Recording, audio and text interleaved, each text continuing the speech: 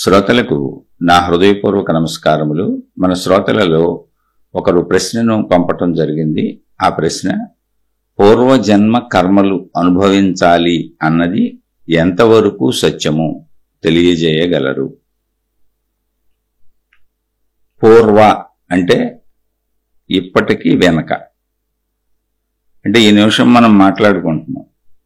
ఈ నిమిషానికి వెనకదంతా పూర్వమే, అంటే గడిచిపోయిన కాలము. పూర్వము అంటే గడిచిన కాలము, పాస్ట్. మనం కాలాన్ని 3 విభాగాలుగా అనుభవిస్తున్నాం: పాస్ట్, ప్రెజెంట్, ఫ్యూచర్. అంటే కాలం ఎక్కడా ముక్కలవలేదు, మన జీవన ప్రయాణం సాగుతుంది. కాలం అసలు స్టడీగానే ఉంది. మన జీవన ప్రయాణంలో సౌకర్యం కోసం చేసేసిన పనులు, చేస్తున్న పనులు, చేద్దాం అనుకుంటున్న పనులు, జీవించేసిన జీవితం, జీవిస్తున్న జీవితం, జీవించబోయే జీవితం. ఇక్కడ మనకి ఆ కాలం అప్లై చేసుకున్నాం మనం. ఒరిజినల్గా కాలం అనేది అక్కడ లేదు అసలు. మన శరీరం యొక్క కదలికల వలన కాలం మనకు అనిపిస్తుంది. మన శరీరం ఎదుగుతుంది, పెరుగుతుంది. అందుకని మన జీవన విధానానికి కాలాన్ని మనం తయారు చేసుకున్నాము. ఈ విషయం తెలుసుకోవాలి. కాలం మనం చేసుకున్న ఏర్పాటు. సరే, ఇందులో పూర్వము అన్నప్పుడు ఇప్పటి ఈ నిమిషానికి వెనక మొత్తము, అది పూర్వము. ఇప్పుడు ఏదైనా మనం ఇప్పుడు పూర్వజన్మ కర్మలు అనుభవించాలి అన్నది ఎంతవరకు సత్యము అన్నది ప్రశ్న. అసలు పూర్వజన్మలు నిరూపించగలమా మనం? పూర్వజన్మలు నిరూపణ లేని సత్యాలు. అంటే ఉన్నవి అనేది లాజికల్గా నమ్మటానికి కరెక్ట్గా ఉంది. ఎందుకంటే అసలంటూ ఒక జన్మ వచ్చిందిగా. అసలంటూ జన్మించాం శరీరం, అలా మళ్ళీ జన్మలు జరుగుతూనే ఉన్నాయి. బోల్డ్ మంది పుడుతున్నారు, బోల్డ్ మంది మళ్ళీ శరీరం వదిలిపెట్టి వెళ్ళిపోతున్నారు. పుట్టటం అంటూ జరుగుతుంది కనుక ఈ చనిపోయేటప్పటికీ మనిషి మానసిక స్థితిని బట్టి మరొక జన్మ తీసుకుంటాడని, ఆ మానసిక స్థితిని సరిచేసుకుని నేను శక్తిని అని తెలుసుకుంటే మోక్షాన్ని పొంది జన్మలు తీసుకోవలసిన అవసరం ఉండదని మహాత్ములు చెప్పారు. ఈ చెప్పినటువంటి విషయం తర్కబద్ధంగా, వివేకంగా నమ్మటానికి అనువుగా ఉంది, సత్యానికి దగ్గరగా ఉంది. అయితే అది మనం వెళ్ళి దాన్ని అనుభవిస్తే కానీ తెలియదు. ఒకవేళ అనుభవించినా మళ్ళీ మన పూర్వజన్మ, మన గత జన్మ మనం తెలుసుకోవటం కుదరదు. అది నమ్మకం.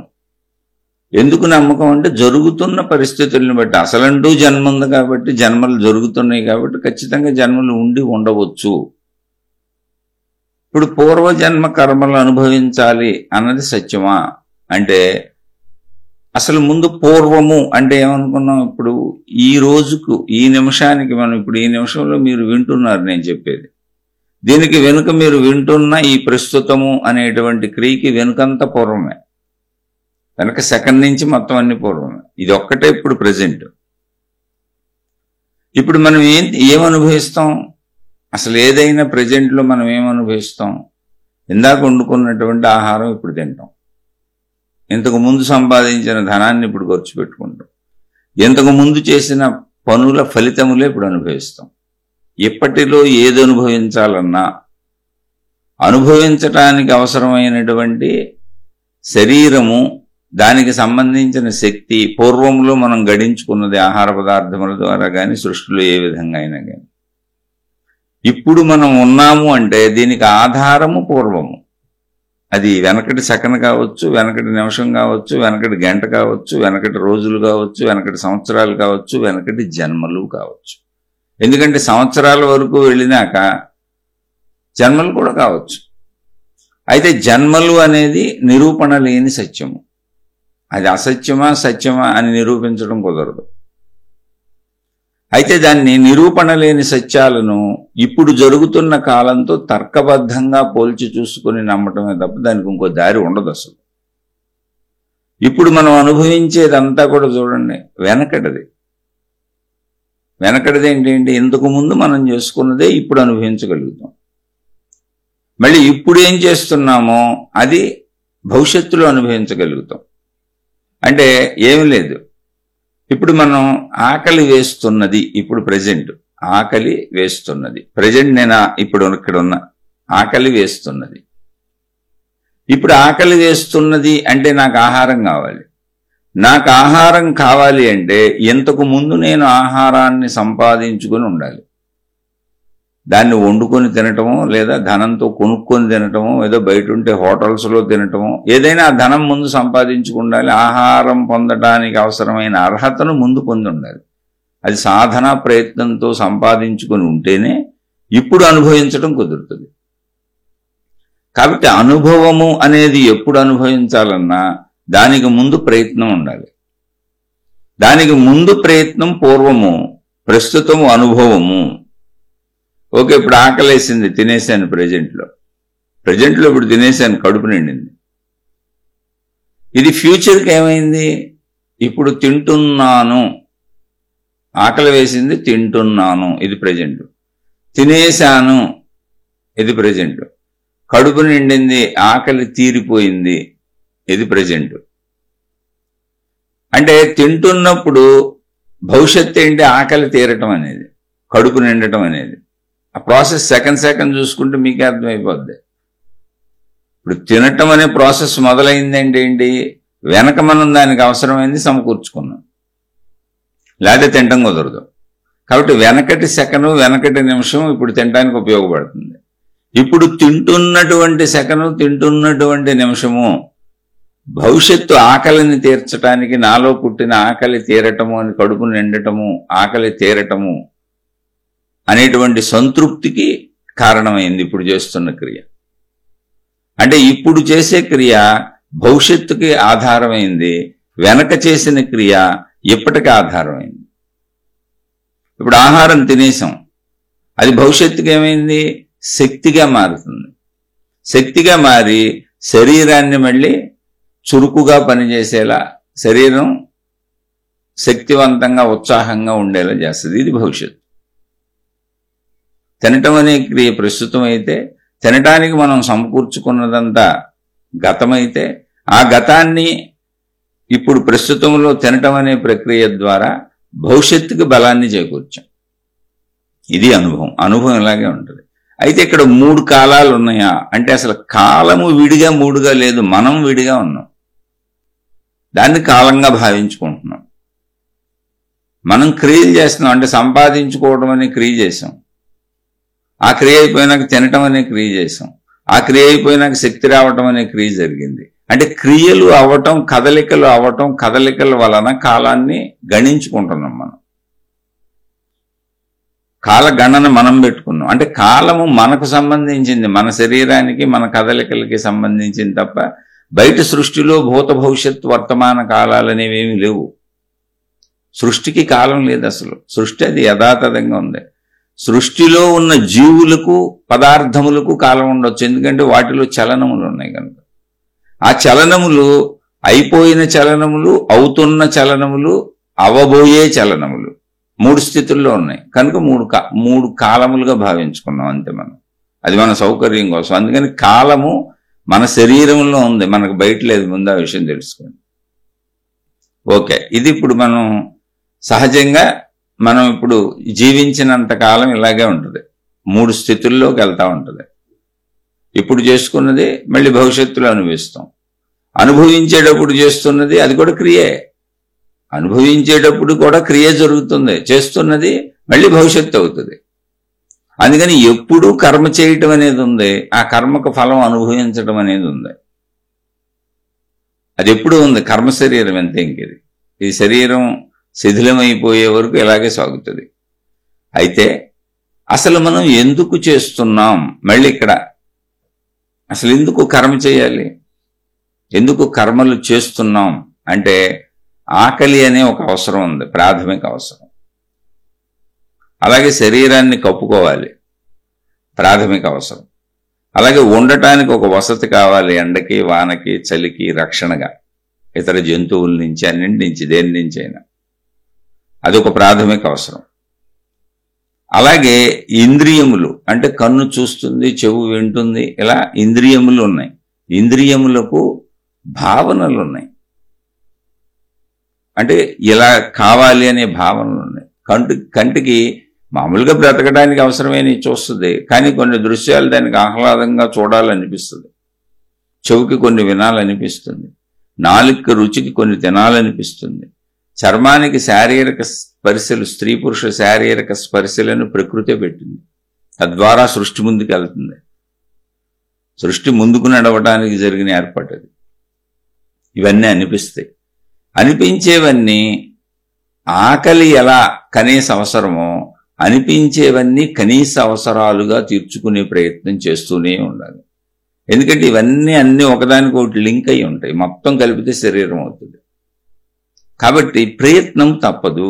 అసలు ఎందుకు కర్మలు చేస్తున్నామంటే కర్మ శరీరం ఇది, తప్పనిసరిగా కర్మలు చేసేలా ఉంది. ఆకలి ఉంది. పంచేంద్రియములకు కావాలన్నటువంటి ఆకళ్ళు ఉన్నాయి. శరీరములో కడుపులో పుట్టేటువంటి ఆకలి, ఏదైనా ఆహారం వేస్తే తప్ప అది ఆగదు. వేయిపోతే నీరసించిపోతూ ఉంటాం, ఎందుకంటే శక్తి అందదు కనుక. కాబట్టి తప్పకుండా తినాల్సిందే. అలాగే మిగిలిన ఇంద్రియముల ఆకళ్ళు కూడా అవసరార్థం తీర్చుకోవలసిందే.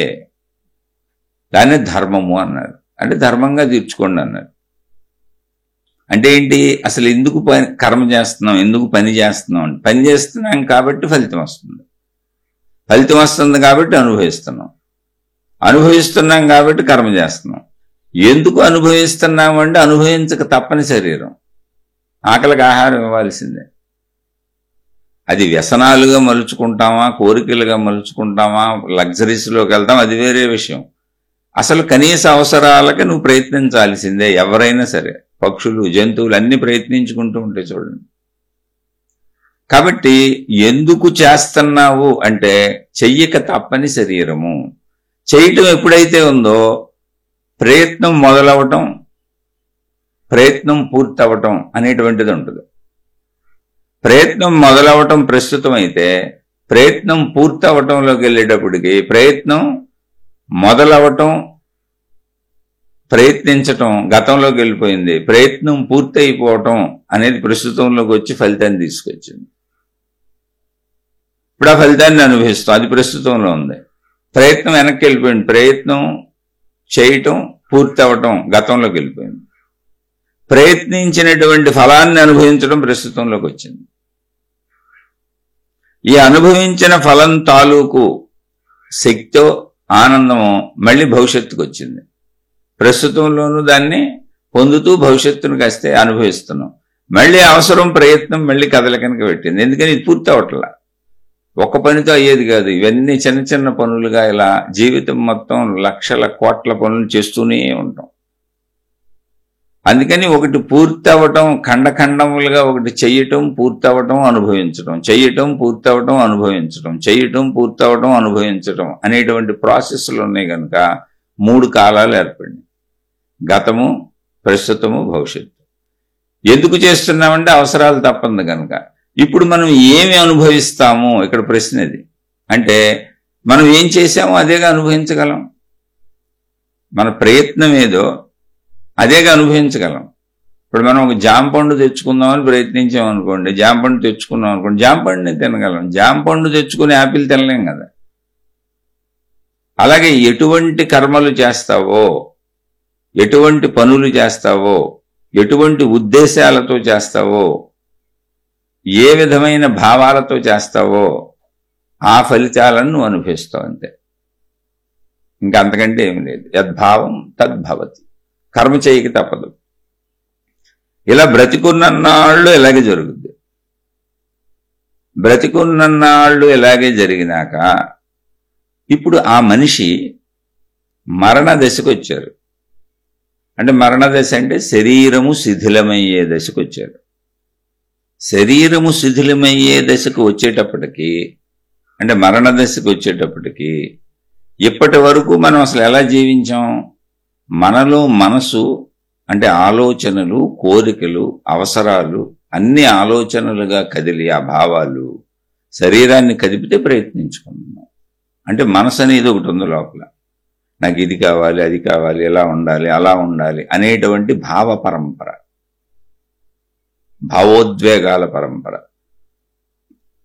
అవసరాలు, కోరికలు సమస్తము ఆలోచనలుగా కదుపుతుంటే మనసు, శరీరం కదిలెళ్ళి వాటిని అనుభవిస్తుంది. ఇప్పుడు శరీరం శిథిలత్వానికి వచ్చింది, మరణం అంటే అది. కానీ మనసు రూపంలో లేదు, అది పదార్థం కాదు.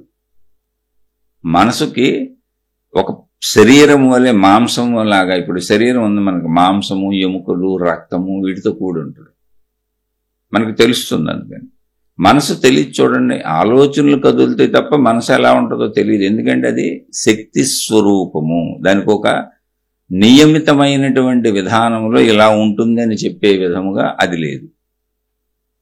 కాబట్టి దానికి అసలు లేని దానికి నాశనం ఎక్కడ ఉంటుంది? రూపం లేదు, రంగు లేదు, రుచి లేదు, వాసన లేదు, అది పదార్థం కాదు. పదార్థానికి నాశనం ఉంది, శిథిలత్వం ఉంది. పదార్థం దేహం కనుక ఇది శిథిలమైంది, మనసు ఉండిపోతుంది. మనసు శక్తి స్వరూపము. మనలో ఉన్న ప్రాణశక్తే మనసు. అందులో కొంత విభాగము శరీరముతో చేసినటువంటి క్రియలనన్నింటినీ గుర్తుపెట్టుకుంటుంది, జ్ఞాపకం పెట్టుకుంటుంది. ఇలా జ్ఞాపకం పెట్టుకోవటం, గుర్తుపెట్టుకోవటం అనే ప్రాసెస్ సృష్టి ఏర్పాటు చేసింది. ఎందుకనంటే మనం పుట్టిన దగ్గర నుంచి మరణించే వరకు ఈ జీవితానికి సంబంధించిన, ఈ దేహమునకు సంబంధించిన, అంటే ఈ దేహంతోనే జీవించేది, ఈ దేహమునకు సంబంధించి ప్రపంచంలో మనం చేసినవన్నీ గుర్తుంటే తప్ప దేహం నడక, దేహం శిథిలమైపోయే వరకు సాగదు. కనుక సృష్టి చేసిన ఏర్పడ్డది గుర్తుండేలా. ఆ గుర్తులే, గుర్తుండటమే మనసైంది. ఆ గుర్తు లేకపోతే మనం బ్రతకడం కూడా కుదరదు. ఎప్పటికప్పుడు మర్చిపోతున్నాం అనుకోండి మనమే, అసలు నేనెవరన్నదే పెద్ద పాయింట్ అయిపోద్ది. ఇప్పుడు లేవగానే అన్ని గుర్తుంటాయి మనకు. ఇప్పుడు ఆ గుర్తున్న మనసు ఉండిపోయింది, శరీరం శిథిలమైపోయింది. మనసుకు శిథిలం అవడానికి అసలు ఛాన్సే లేదు. ఎందుకంటే శిథిలత్వాన్ని పొందేదేమి దానిలో లేదు. అది కేవలం ఊహామాత్రకంగా ఆలోచనగా ఉన్నది, కదలిక. ఆలోచన కేవలం శక్తి, భావరూపం. అది భావం నశించడానికి లేదేమి, అందులో ఘనత్వం లేదు. అయితే అది ఉంది. ఉన్నది ఎలా ఉన్నది? నేను అనేటువంటి ఈ శరీరముతో నేను అనుభవించిన విషయాల పరంగా నేను మనిషిని అనే భావనలో ఉంది. స్త్రీ కావచ్చు, పురుషుడు కావచ్చు, మొత్తం ఆ భావనలోనే ఉంది. అందుకే రోజు మనం లేచి మన పనులు మనం చేసుకుంటాం. ఇప్పుడు నేను మనిషిని అని, వీళ్ళు నా వాళ్ళని, ఇవన్నీ నావనే భావనలోనే రోజు మనం జీవించేది. కానీ శరీరం శిథిలమైపోయిన తరువాత ఇప్పుడు భావనలన్నీ అలాగే ఉన్నాయి మనసుగా, శరీరం లేదు. ఇప్పుడు దానికి ఇవన్నీ అనుభవించాలని ఉంది. అంటే శరీరంతో ఉన్నప్పుడు మనకి ఇప్పుడు మెలకు రాగానే కాఫీ తాగాలో, టీ తాగాలో, కాలకృత్యాలు తీర్చుకోవాలో, ఆఫీస్కి వెళ్ళాలో, రెడీ అవ్వాలో, ఏదో ఆ తలంపులు వస్తూ ఉంటాయి కదా, అవన్నీ చేసుకోవాలని. అలాగే ఇప్పుడు అది మనసుకు తలంపులు ఉన్నాయి, వస్తానే ఉన్నాయి. కానీ కదిలెళ్ళే శరీరం లేదు. శరీరం లేకపోతే మనసు ఇప్పుడు నిస్సారం అయిపోయింది, అలా ఉండిపోయింది. ఇదేంటి, నేను కదులుతున్నాను, కదిలెళ్ళి అనుభవించే శరీరం లేదు. శరీరం వెళ్ళి అనుభవించే పనులు చేయాలి, వాహనం లేదు దానికి. ఇప్పుడు మనసు కదలటానికి, మనసు ప్రయాణించడానికి వాహనం లేదు. అందుకని సరికొత్త శరీరము కోసం అది ప్రయత్నించుకుంటుంది. ఇది శాస్త్రము పెద్దలు చెప్పింది. అది లాజికల్గా కరెక్ట్గానే ఉంది. ఎందుకనంటే నేను మరణించే సమయానికి మరి నా ఆలోచనలు, కోరికలు, అభిలాషలు, ఇష్టాలు, నేననే భావాలు నాకు సమస్య పోనప్పుడు, అవన్నీ నేను మరణిస్తున్నప్పుడు కూడా నాకుండి ఇంకా ఇక్కడ జీవించే ఉండాలని కోరికతోనే నేను మరణిస్తున్నప్పుడు, ఖచ్చితంగా నా మనసు అనేది ఒకవేళ ఉండటం అనేది అది శక్తి అయి ఉండటం జరిగితే ఖచ్చితంగా నేను మళ్ళీ ప్రయత్నిస్తాను. ఇప్పుడు బతుకున్నప్పుడు ఎలా ప్రయత్నిస్తానో మరణించినాక కూడా ప్రయత్నం అయితే ఆగదుగా. అయితే అక్కడ మరణించినాక శరీరం లేదు, బ్రతుకున్నప్పుడు ప్రయత్నం వచ్చింది, ఆలోచన వచ్చింది, ప్రయత్నించాను, శరీరం ఉంది, కదిలి అనుభవించాను ప్రయత్నించుకొని. ఇప్పుడు మరి మనసుతో ఎలా అనుభవించాలి అన్నప్పుడు శరీరం లేదు కనుక సృష్టి చేసిన ఏర్పాటులో, ఇది మన తెలివి, మన ప్రజ్ఞ కాదు. సృష్టి మళ్ళీ దానికి ఇంకో అవకాశం ఇచ్చింది. నీకు ఇలాంటి భావాలు ఉన్నాయి, అనుభవించాలి అనుకుంటే నువ్వు మళ్ళీ జన్మించవచ్చు, కాకపోతే ఇంకో శరీరాన్ని నువ్వు మళ్ళీ ధరించాలి. అది వెంటనే నేను ఇంకో శరీరం ధరించాలని వెళ్ళిపోద్ది. ఎందుకంటే కోరికలు ఉన్నప్పుడు వెళ్ళిపోతాం. ఇప్పుడు చూడండి, మనకి టీ తాగాలనిపిస్తే తాగేస్తాం మెలకువలో. కాఫీ తాగలు పెట్టి తాగేస్తాం, సిగరెట్లు, మందోళ్ళు మందు, ఏ పనులు ఆ పనులు, మంచి పనులు చెడ్డ పనులు, ఎవరేదో మంచి చెడు మనం పెట్టుకున్నాం. కానీ ఎవరి పనులు చేసుకుంటూ వెళ్ళిపోతున్నారు ఆఖరిగా. సేమ్ అలాగే మనసు కూడా ఆగకుండా మళ్ళీ మరో శరీరం కోసం ప్రయత్నించుకొని సృష్టి చేసినటువంటి ఏర్పాటు ప్రకారం ఇంకొక శరీరాన్ని ధరిస్తుంది. అయితే ఇక్కడే ఒక అద్భుతం జరుగుతుంది. ఏంటి అంటే, అది శరీరాన్ని ధరించి ఆ శరీరం పూర్తిగా తయారయ్యి మాతృగర్భం నుంచి బయటకు వచ్చే వరకు,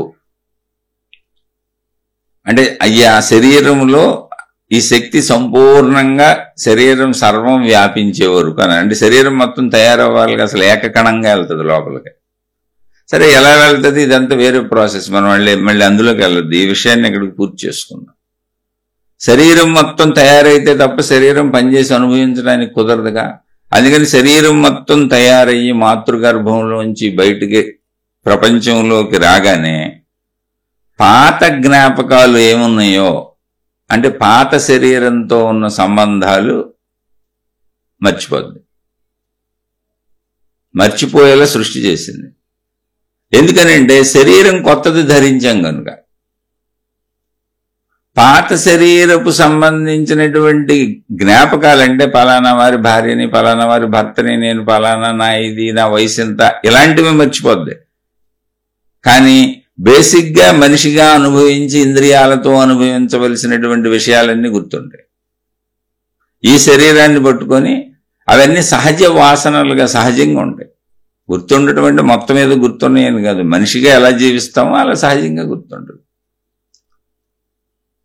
ఆ మనిషి జీవనం. కానీ ఈ శరీరంతో కలిసిపోయింది కనుక ఇప్పుడు ఈ శరీరంతో మమేకమైపోయి ఇది నేను అనుకొని ఈ కొత్త ఎంటిటీతో కొత్తగా జీవితం మళ్ళీ ప్రారంభిస్తుంది. ఇక్కడి నుంచి మళ్ళీ కొత్త మనసు తయారు చేసుకుంటుంది. ఎక్కడ వరకు రావడానికి పాత మనసు కారణం. ఎందుకని నేను అనుభవించాలి అన్న తపన, నాకు ఇంకో శరీరం కావాలి, నేను వెళ్ళాలి, అనుభవించాలన్న తపన. ఆ తపనకి సృష్టి ఇంకో అవకాశం ఇచ్చింది, నువ్వు ఇంకో శరీరంలోకి వెళ్ళొచ్చు అని. కానీ ఇంకొక శరీరంలోకి వెళ్ళిన తరువాత ఆ శరీరంతో నువ్వు మమేకమైపోయిన తర్వాత ఇంకా నీకు ఆ శరీరపు ధ్యాసే ఉంటుంది తప్ప ఈ శరీరపు సంబంధిత విషయాలు ఉండవు. ఎందుకని మారిపోయిందిగా శరీరం, అసలు పోయిందిగా, నీకు కొత్త శరీరంకి వెళ్ళిపోయావుగా, దాంతో పూర్తిగా మమేకం అయిపోయావుగా. కాదు, పాత శరీరాలు గుర్తున్నాయి అనుకోండి ఒకవేళ, అప్పుడు రెండు శరీరాలు ఆ పాత దాని ఎరుకతో కొత్త దాంట్లో ఎలా జీవించగలను నేను? ఇప్పుడు పసిపిల్లడుగా పుడతాను, ఆలోచించుకోండి. కానీ నేను చచ్చిపోయింది 90 ఏళ్ళకి, నాకు 90 ఏళ్ల విషయాలన్నీ గుర్తున్నాయి. ఇప్పుడు నేను వృద్ధుడిని అనుకోవాలా, బాలుడిని అనుకోవాలా? ఈ కన్ఫ్యూజన్ లేకుండా సృష్టి మరుపుని క్రియేట్ చేసింది. సృష్టి ఎప్పుడు కూడా జీవికి ఎలా అనుకూలంగా ఉంటుందో అలా చేసింది అంతే. సృష్టి ఎప్పుడు మెరుగుగా చేసింది, మంచిగా చేసింది, అనుకూలంగా చేసింది. కాబట్టి అవి వదిలేస్తుంది. కొత్త శరీరంతో కొత్త జీవితం మొదలైంది. కానీ కొత్త జీవితం మొదలవడానికి ఆధారం ఏంటి? పాత మనసే. ఇలా మళ్ళీ ఇప్పుడు ఉన్న పరిస్థితులను బట్టి వెళ్తావు. అయితే ఇక్కడ మళ్ళీ ఇంకొక అద్భుతం ఉంది. ఎటువంటి శరీరం తీసుకోవాలి, ఎక్కడ నువ్వు పుట్టాలి అనేది అంతా కూడా మనం చేసుకున్నటువంటి ఫలితాలు ఉన్నాయి. అంటే నేను చనిపోయే టైంకి నాకు ఇష్టలైన వాళ్ళు ఉంటారు, నా ఆస్తిపాస్తులు ఉంటాయి, నాకు ఫలానా ఇష్టతలు ఉంటాయి. నా ఇష్టతల ప్రకారం కదా ఇప్పుడు మనం ఉదయం మెలకు రాగానే ఏం చేస్తాం, రాత్రి నిద్రపోయాం, ఉదయం మెలకు రాగానే ఏం చేస్తాం, మన ఇష్టతల ప్రకారం జీవించుకుంటూ వెళ్తాం. అంతే ఎవరమైనా చేసేది, మన అవసరాలు, మన ఇష్టాలు. అలాగే ఆ శరీరం మళ్ళీ, అంటే మనసు ఉంది, శరీరం శిథిలమైపోయింది, మనిషి చనిపోయాడు, మనసు ఉంది. ఇప్పుడు అది శరీరం తీసుకోవాలి అంటే దాని ఇష్టతల ప్రకారమే శరీరం తీసుకుంటుంది. అంటే దానికి ఎక్కడ ఇష్టం ఉందో, తాను ఎక్కడ ఉండాలనుకుంటుందో, తాను ఎక్కడ శరీరం ధరించాలనుకుంటుందో ఆ శరీరం ధరించడానికి అనువైనటువంటి వాతావరణం ఎక్కడ ఉన్నదో ఎత్తుక్కుంటుంది. ఇప్పుడు చూడండి, మనం మెలకువలో మనకేదో కోరిక పుట్టింది, అది అనుభవించాలనుకున్నాం, అది అనుభవించడానికి అవసరమైన పరిస్థితులన్నీ ఎత్తుక్కుంటూ ఉంటాం. ఎలా కుదురుతుంది, ఎలా అనుభవించాలి, ఏంటని బాగా క్లిష్టతరంగా అనుభవించాల్సింది అనుకోండి, అనేక దొడ్డిదారులు, దొంగదారులు ఎత్తుక్కుంటూ ఉంటాం. అంటే ఊరిని ఇక్కడ విషయానికి చెప్పాను. అలాగే మన మనసు ఇప్పుడు మళ్ళీ శరీరం ధరించడానికి తను ఎక్కడ దిగాలనే నిర్ణయం తనే చేసుకుంటుంది. అదే ప్రారంభం. ప్రారంభం అంటే ఏం లేదు, నీ ఇష్టం. అంటే వెనకట చేసింది ఇప్పుడు మనం నిన్న చేసింది వాళ్ళు అనుభవిస్తున్నాం. ఇందాక వండుకున్నది ఇప్పుడు తింటున్నాం. ఇప్పుడు తిన్నది కాసేపటికి బలం అవుతుంది, శక్తి అవుతుంది. అలాగే మనం చేసుకున్నవి ఇవన్నీ, అలాగే మన ఇష్టాలుగా మనసులో ఉంది. ఆ మన ఇష్టాలకు అనుకూలంగా మనం జన్మ తీసుకోవటానికి ఛాన్స్ ఎక్కడ ఉందో ఎదుగుతాం. అంటే మనకి ఇష్టం ఉంది. ఇప్పుడు నేను మళ్ళీ మా ఆవిడ దగ్గరికి వెళ్ళాలనుకుంటున్నా, మా ఆవిడతోనే ఉండాలనుకుంటున్నాను అనుకుందాం. మా ఆవిడ నాకు 90 ఏళ్ళు అంటే మా ఆవిడకి 85 ఏళ్ళు ఉంటే ఆమె చనిపోలేదు, నేను చనిపోయి ఉన్నాను. మా పిల్లలు గుర్తున్నారు, వాళ్ళ దగ్గర ఉండాలనుకుంటాను. కానీ ఇప్పుడు మరి నేను శరీరం ధరించాలంటే నాకు గర్భం కావాలిగా, గర్భం ధరించడానికి అనుకూలమైన వాళ్ళు కావాలిగా. కాబట్టి ఇప్పుడు మా ఆవిడ దగ్గరికి వెళ్ళాలంటే మా ఆవిడ గర్భంలోకి వెళ్ళలేనుగా, అసలు నేను లేనుగా, ఆ వయసులో కుదరదుగా. కానీ నా మనసంతా మా ఆవిడ నిండిపోయింది. ఇప్పుడు మళ్ళీ మా ఆవిడ దగ్గరికి వెళ్ళాలని ఉంది. ఇప్పుడు ఏం చేయాలి? అప్పుడు నా పిల్లలు, నా కొడుకులు, నా కూతుళ్ళు మా ఆవిడికి దగ్గరగా ఉండేవాళ్ళు ఎవరు, వీళ్ళెవరైనా గర్భం ధరించే అవకాశం ఉందా? లేదా నా మనవాళ్ళు మనవరాళ్ళు వీళ్ళెవరైనా గర్భం ధరించడానికి అవకాశం ఉంది? ఇప్పుడు నీరెస్ట్లో దగ్గరగా ఉన్నవాళ్ళు ఎవరు? అది మన యొక్క కోరికలను బట్టి, ఆశలను బట్టి, అక్కడ ఉన్న అవకాశాన్ని బట్టి. అవకాశం లేకుండా చేయలేవుగా. ఇప్పుడు మనకు నిజంగా కోరిక కలిగినా మనం బతికున్నప్పుడైనా అవకాశం లేకపోతే తీర్చుకోలేంగా. అవకాశం కూడా ఉండాలిగా అక్కడ, ఎంత ప్రయత్నించినా. అందుకే కొన్ని చోట్ల మనం అనుకున్నవి జరగవు, మనం అనుకున్నవి పొందలేము. అప్పుడు బాధగా ఉంటుంది, ఎందుకంటే అవకాశం సమకూరలేదు. ఇక్కడ అవకాశాన్ని బట్టి మళ్ళీ జన్మ తీసుకుంటుంది. ఇది పూర్వీకులు పెద్దలు చెప్పింది. ఇది అంటే జీవన విధానాన్ని గమనిస్తే ఇది నమ్మటానికి అనుకూలంగా ఉంది. నేను నమ్మమని చెప్పట్లా, నమ్మొద్దని చెప్పట్లా, నమ్మటానికి అనుకూలంగా ఉంది. అది అయితే దీనివల్ల అసలు ఉపయోగం ఉందా లేదంటే ఏం ఉపయోగం లేదు. మరుజన్మ ఉందా లేదా, వెనకటి జన్మ ఉందా లేదా, ఇవన్నీ అనుభవించక తప్పదా, దీనివల్ల ఏం ఉపయోగం లేదు. ఎందుకంటే మీరు తెలుసుకున్నా తెలుసుకోపోయినా జీవితం అలా సాగిపోతూ ఉంటుంది, అనుభవాలు అలా సాగిపోతూ ఉంటాయి. అంతే. మనం ఇందాక చేసింది ఇప్పుడు అనిపిస్తాం అంతే. అసలు మనం ఇప్పుడు శరీరము ధరించాము అంటేనే జన్మ ఉన్నది. జన్మ ఉన్నది అంటేనే మరు జన్మ ఉన్నదా, వెనక జన్మ ఉన్నదా, ముందు జన్మ ఉన్నదా, ఏంటి జన్మ అంటూ ఉంది. ఉంటే అన్నీ ఉండి ఉండొచ్చు, ఏముంది అందులో పెద్ద విశేషం. దీనివల్ల ఉపయోగం లేదు. ఆసక్తికి విషయాన్ని తెలుసుకోవడానికి మాట్లాడుకుందాం అంతే. అందుకని వీటిని నిరూపణ లేని సత్యాలు అని చెబుతాను నేను. అయితే నువ్వు నమ్ముతున్నావా లేదా అని నన్ను అన్నారనుకో, అవగాహన కోసం అసలు ఈ పరంపర ఏంటి, సృష్టి ఏంటి, శక్తి ఏంటి, జన్మలేంటి, శరీరం ఏంటి, మనుషులు పుట్టడం ఏంటి, చావటం ఏంటి అనేటువంటి ఆత్మజ్ఞాన చదువులో, ఆధ్యాత్మిక చదువులో అవగాహన కోసం ఖచ్చితంగా నమ్ముతున్నాను. అంటే ఈ విధానాన్ని ఒప్పుకుంటున్నాను. నమ్మటం అంటే ఈ విధానం అయితేనే ఆత్మజ్ఞానం, ఆధ్యాత్మిక చదువు పూర్తి అవుతుంది, లేకపోతే అసంపూర్ణంగా ఉంటుంది అది. అందుకని ఏం చెప్పారంటే, ఇలా నువ్వు అనేక జన్మలు ఎత్తుతూనే ఉంటావు, మళ్ళీ చనిపోతావు, మళ్ళీ కోరికలతో ఇంకో శరీరం ధరిస్తావు, మళ్ళీ అలా పెరుగుతావు, మళ్ళీ చనిపోతావు, ఇది ఎప్పటికీ పూర్తి అవ్వదు. ఇది పూర్తి అవ్వాలంటే మోక్షము అన్నారు. మోక్షం అంటే ఏంటంటే మనసును కూడా నిర్మూలించుకో. మనసును నిర్మూలించుకోవడం అంటే ఏం లేదు, కోరికలు నిర్మూలించుకోవడం, మళ్ళీ పుట్టాలన్న ఆలోచనని వదిలేసుకోవడం. మళ్ళీ పుట్టాలన్న ఆలోచన ఎప్పుడు వదిలేస్తాం? చాలు, బాగా బ్రతికాను, అన్నీ అనుభవించాను, అన్నీ చూశాను, ఇంకెంతకంటే చూడటానికి ఏమీ లేదు.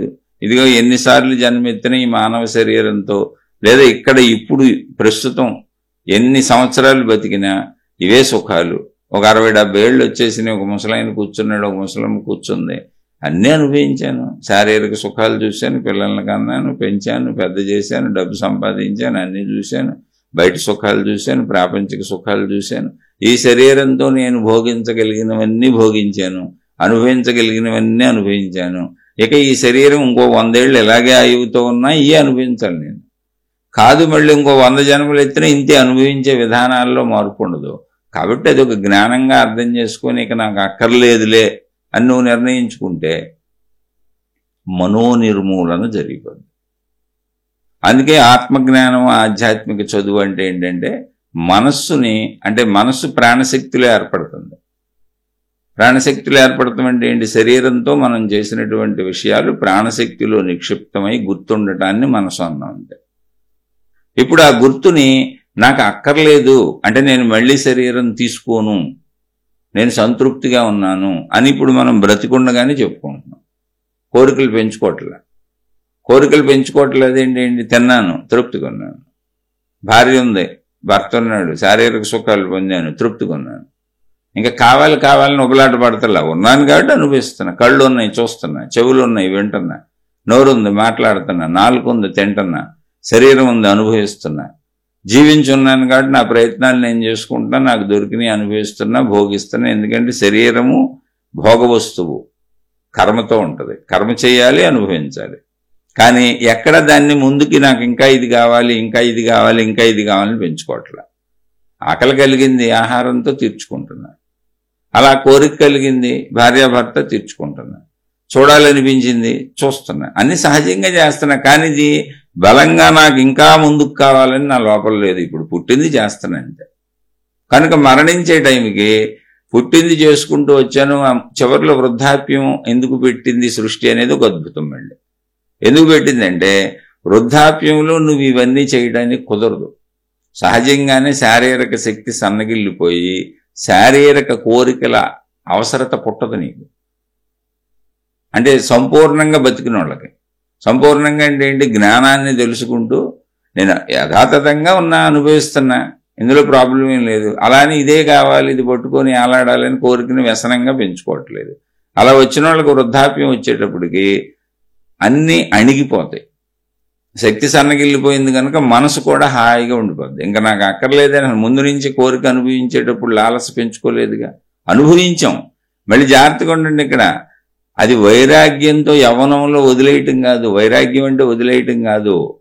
వైరాగ్యం అంటే ధర్మంగా అనుభవించటం, బంధం లేకుండా అనుభవించడం. అంటే ముందుకు కొనసాగింపు పెట్టుకోకుండా ఆహా సూపర్గా ఉంది ఈ అనుభవం, సూపర్గా ఉంది ఈ కోరిక, ఆహా సూపర్గా సుఖంగా ఉంది, ఇది పదే పదే అనుభవించాలి అని అనుభవించిన దాన్ని విపరీత మననంతో వ్యసనంగా మార్చుకోకుండా అది వైరాగ్యం. అంటే ఆకలేసింది, తిన్నాను, కోరిక వచ్చింది, అనుభవించాను, చూడాలనిపించింది, చూశాను, అంతే అయిపోయింది. అక్కడ స్టోరీ క్లోజ్. కంటిన్యూటీ లేదు దానికి. మళ్ళీ ఆకలేస్తే మళ్ళీ తింటాను, మళ్ళీ కోరిక పుడితే మళ్ళీ అనిపిస్తాను, మళ్ళీ చూడాలనిపిస్తే మళ్ళీ చూస్తాను. అంతే తప్ప దాన్ని పదే పదే మననం చేసుకొని ముందుకు పెంచుకోవట్లే, వ్యసనం చేసుకోవట్లే. అప్పుడు వృద్ధాప్యానికి వచ్చేటప్పటికి మనసు కూడా శరీరంతో పాటు ఆగిపోద్ది. ఎందుకని శరీరం శక్తి సన్నగిల్లిపోయింది. ఇప్పుడు మనసులో ఒకవేళ శారీరక కోరికలు ఉండొచ్చు, వృద్ధులకి మనసులో చూడాలని ఉండొచ్చు, తిరగాలని ఉండొచ్చు, తినాలని ఉండొచ్చు. అంటే యవ్వనంలో చేసినవన్నీ మనసులో ఉండొచ్చు, వ్యసనాలుగా పెంచుకున్న వాళ్ళకు ఉంటాయి. జ్ఞానం తెలుసుకొని అనుభవిస్తూ వ్యసనాలుగా చేసుకోరు, అంతే వైరాగ్యం అంటే. వైరాగ్యం అంటే వదిలేయటం కాదు. అతిగా అనుభవించాను, అబ్బబ్బా సూపర్గా ఉంది, దీన్ని మళ్ళీ అనుభవించాలని ఊహను పెంచుకోను, అంతే. అనుభవిస్తాను, అన్నీ అనుభవిస్తాను. అలాగే బ్రతికారు ఋషులు, మునులు, యోగులు, తపస్సంపన్నులు. ఇంకోటి వాస్తవం ఏంటంటే నిజంగా అనుభవించటమే కుదురుతుంది. ఊహ మన వ్యసనం, మనం మననం చేసుకుని దాన్ని పదే పదే వ్యసనం చేసుకుంటున్నాం. ఎప్పుడు అనుభవించడం కుదురుద్ది, అనుభవించి వదిలే, మళ్ళీ కోరికొస్తే మళ్ళీ అనుభవిద్ది. కానీ ఏముంది అందులో? దాన్ని ఎందుకు పదే పదే మననం చేసుకొని దాన్ని తలుచుకొని ఇంకా అనుభవించాలని పెంచుకుంటూ వెళ్ళిపోతున్నాం. అది కోరిక అయింది, వ్యసనమైంది. అనుభవించడం తప్పు కాదు, అక్కడ వైరాగ్యం పనిచేసే విధానం. ఇలా పనిచేసిన వాళ్ళు వృద్ధాప్యం వచ్చేటప్పటికి ఎప్పుడైతే శరీర శక్తి సన్నగిల్లిందో సహజ జ్ఞానంతోనే ప్రయాణించుకుంటూ ఆధ్యాత్మిక చదువు, ఆత్మజ్ఞాన చదువుకుంటూ సత్యం తెలుసుకుంటూ దేహ సత్యం, మనోసత్యం, ప్రాణశక్తి సత్యం, ఆత్మశక్తి సత్యం తెలుసుకుంటూ వచ్చారు కనుక మనోప్రాణాలను కలుపుకుంటూ ప్రయాణిస్తారు వాళ్ళు. శరీర శక్తితో ఎప్పుడైతే సన్నగిలిందో మనసు కూడా ఆగటం మొదలు పెడుతుంది. ఎందుకని ఇంతేగా, ఎన్ని అనుభవించినా, ఎన్నిసార్లు అయినా ఇంతేగా, ఇప్పటికి లక్షల సార్లు అనుభవించాను అని వృద్ధాప్యంలో చక్కగా స్థిరంగా కూర్చుంటారు. ఆ వృద్ధాప్యానికి అన్ని సన్నగిల్లిపోతూ ఉంటాయిగా. పంచేంద్రియాల కోరికలు సన్నగిల్లిపోతాయి, పంచేంద్రియాల శక్తి సన్నగిల్లిపోద్ది, పంచేంద్రియాల పనితీరు సన్నగిల్లిపోద్ది. అలా శక్తి సన్నగిల్లి శరీరంలో శిథిలమై మరణానికి వెళ్ళిపోద్ది. అప్పుడు ఎప్పుడైతే వాళ్ళు సంతృప్తిగా ఇక నాకు చాలు అనే భావనలో ఉన్నారో ఇక వాళ్ళు మళ్ళీ జన్మకు ప్రయత్నించరు. ఎందుకంటే ఎన్ని జన్మలు ఎత్తినా ఇంతే అనే భావన ఇక్కడే తెచ్చేసుకున్నారు. వాళ్ళకప్పుడు అటువంటి వాళ్ళదే విదేహముక్తి అంటారు. అంటే ఇంక పుట్టరు, శక్తి స్వరూపంగా మిగిలిపోతారు. విదేహముక్తి అంటే చనిపోయిన తర్వాత మోక్షం వచ్చింది వాళ్ళకి, మళ్ళీ తిరిగి పుట్టట్లేదు, శక్తిలో కలిసిపోతున్నారు. కాదని కొంతమంది ఇక్కడే ప్రయత్నించి శక్తిని కూడా తెలుసుకుంటారు. నేను ఆత్మస్వరూపుడను ఆత్మస్వరూపురాలను అన్న భావాన్ని శరీరంతో ఉండగానే తెలుసుకొని పొందుతారు. ఇలా జీవించుకుంటూ వచ్చి, అనుభవిస్తూ వచ్చి, సాధనలు చేసుకుంటూ, ఆత్మజ్ఞాన ఆధ్యాత్మిక చదువులు చదువుకుంటూ కొంతమంది ఇక్కడే ఆ ఆత్మ యొక్క, అనంత ఆత్మశక్తి యొక్క, ఆ ప్రాణశక్తి యొక్క అనుభవాన్ని పొందుతారు. నేను శక్తి స్వరూపాన్ని, శరీరం మాత్రమే కాదు, శరీరం శిథిలమైపోయినా నేను శాశ్వతంగా ఉంటానన్న భావాన్ని శరీరంతో ఉన్నప్పుడు, జీవించి ఉన్నప్పుడు ఎరుకతో పొందుతారు. వాళ్ళని జీవన్ముక్తులు అంటారు. అంటే బ్రతికొండగానే వాళ్ళకి మోక్షం వచ్చింది, ఇప్పుడు ఇంకో శరీరం అసలు అక్కర్లేదు అనేది బ్రతికొండగానే ఉంది వాళ్ళకి. నేను శక్తిని అయిపోయాను. అయితే శరీరం శిథిలం అవడం అనేది దాని ఆయువు ప్రకారం ప్రాసెస్లో జరిగేది కనుక, శరీరం శిథిలం అవ్వాలి అది ఉంది కనుక దానికి అవసరమైనవి అన్నిటువంటి వాటిని సమకూరుస్తూ ప్రశాంతంగా హాయిగా జీవన్ముక్తులు జీవిస్తారు. ఈ జీవన్ముక్తులు, ఆ విదేహముక్తులు మరుజన్మ తీసుకోవలసిన అవసరము లేదు అని శాస్త్రములు, మహాత్ములు చెప్పారు. అంటే ఆ స్థితిని అనుభవించి పొంది చూసిన వాళ్ళు. అది మనం అనుభవించి పొందితే తప్ప తెలియదు. అయితే మళ్ళీ ఇక్కడ ఇంకో అద్భుతం ఉంది. సృష్టిపరంగా కర్మలు లేవు గనుక కర్మ సిద్ధాంత ప్రకారంగా వాళ్ళు జన్మలు తీసుకోవాల్సిన అవసరం లేదు. కానీ వాళ్ళు ఉద్దేశపూర్వకంగా ఒకవేళ మేము జన్మిస్తాము అంటే అది ఎప్పుడు చేయొచ్చు. నీ మనసు ఎప్పుడు ఉద్దేశపూర్వకమే. నువ్వు కర్మతో కూడా నువ్వు వచ్చింది ఇక్కడ ఉద్దేశపూర్వకమే. నేను మళ్ళీ మా ఆవిడ దగ్గరికి వెళ్ళాలి, మా పిల్లల దగ్గరికి వెళ్ళాలి, నా డబ్బు దగ్గరికి వెళ్ళాలని కోరిక నీ ఉద్దేశమే. జీవన్ముక్తులకు ఎలాంటి కోరికలు లేవు. కానీ ఒకవేళ జీవన్ముక్తులు నేను ముక్తిని పొందాను, ఈ ముక్తిని పొందటం మనుషులకు తెలియట్లేదు, పాపం దీన్ని మనుషులకు చెబుదాము అన్న భావన కానీ, వాళ్ళకి ఎటువంటిదైనా ఉద్ధరిద్దామన్న భావన కానీ, లేదా జీవన్ముక్తుడిగా అసలు కొన్నాళ్ళు జీవిద్దాం అన్న భావన కానీ ఏదైనా ఉండొచ్చు. కావాలంటే రావచ్చు, వాళ్ళు స్వేచ్ఛ ఉంది వాళ్ళకి. జన్మలు కావాలంటే తీసుకోవచ్చు, లేదా శక్తిగా ఉండిపోవచ్చు. వాళ్ళు స్వేచ్ఛతో వస్తారు జీవన్ముక్తులు. అందుకని వాళ్ళు జీవించినంత కాలం కూడా స్వేచ్ఛగానే ఉంటారు ఆల్రెడీ. ఎందుకంటే ముక్తిని పొందేశారు వాళ్ళు. అలా కొంతమంది పుట్టుక నుంచి, చిన్నతనం నుంచి జీవన్ముక్తులు వస్తారు. వాళ్ళు కొంతమంది అలా మామూలుగా జీవన్ముక్తులుగా జీవించి వెళ్ళిపోతారు, అసలు ఏం చేయరు. కొంతమంది ఆ జీవన్ముక్త స్థితిని బోధలు చేస్తారు. అది ఎందుకు అలా ఏమేమి ఎన్నుకొస్తారు అనేది వాళ్ళ స్థితి బట్టి తప్ప, మనం మన తెలివిలోంచి, మన ప్రజ్ఞలోంచి, అంటే ఆ స్థితిని పొందలేదు కాబట్టి అది చెప్పటం, మాట్లాడటం తప్పు అవుతుంది నాబోటోడు. కానీ అలా వచ్చే స్వేచ్ఛ ఉంది వాళ్ళకి. ఇదంతా కూడా లాజికల్గా, తర్కబద్ధంగా ఆలోచించుకొని మాట్లాడుకుంటుంది. దీన్ని నిరూపించటం కుదరదు. ఎందుకు కుదరదంటే అసలు ఎవరెక్కడ పుట్టామో, ఎవరెక్కడ ఉన్నారో ఏంటి సాక్షి నోటి మాటలతో నిరూపించాలంటే వెనక జన్మలకు తీసుకెళ్ళిపోయి మిమ్మల్ని చూపించాలి. ఇదిగో మీ వెనక జన్మ ఇది, మీ ముందు జన్మ ఇది, ఇప్పుడు పుట్టిన జన్మ ఇది, మీ రాబోయే జన్మ ఇది, ఇదిగో నా వెనక జన్మ ఇది, ఇదిగో అని మిమ్మల్ని కూడా నా వెనక జన్మకి తీసుకెళ్ళి ఆ జన్మను చూపించి మళ్ళీ అందులోంచి ఇప్పుడు జన్మకి తీసుకొచ్చి నేను ఎలా పుట్టానో చెప్పి అవన్నీ మీకు చూపించాలి. సినిమా చూపించినట్టు చూపించాలి. కుదురుతుందా? కుదరదు. కానీ తర్కబద్ధంగా విషయాన్ని చెప్పుకుంటున్నాం.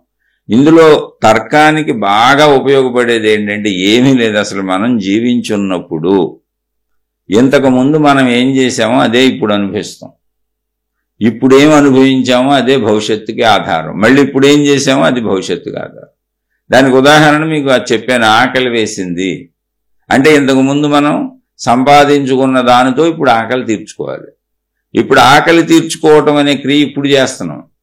ఇది కాసేపటికి భవిష్యత్తుకి ఆకలి తీరటము, శరీరానికి శక్తి రావటము అనేది అవుతుంది.